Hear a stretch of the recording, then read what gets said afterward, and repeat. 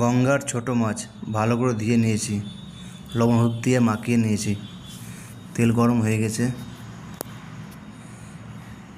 মাছগুলো ভেজে নেব। কড়া করে ভাজতে হবে।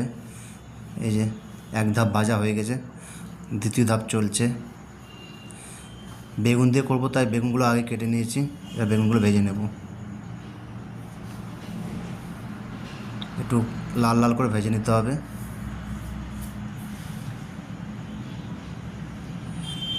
এই যে দেখুন বেগুন ভাজা হয়ে গেছে, বেগুনগুলো নামিয়ে নেব।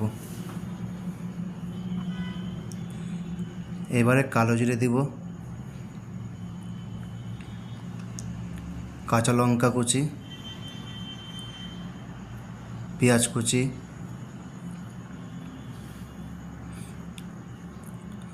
এবার একটু নেড়ে দেব। স্বাদ মতো লবণ,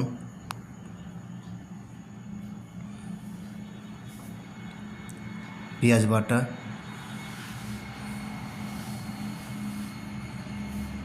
টমেটো কুচি।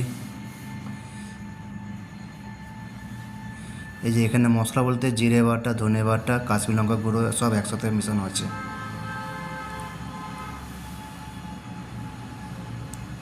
সেই মশলাটা দিয়ে দেব।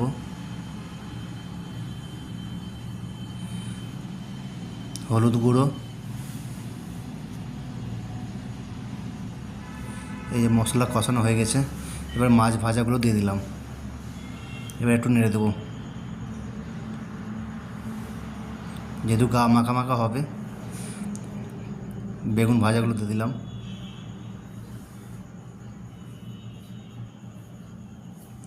এবার এটাকে একটু নেড়ে দেবো। এবার গরম জল অল্প পরিমাণে কিছুক্ষণ ফুটিয়ে নেব।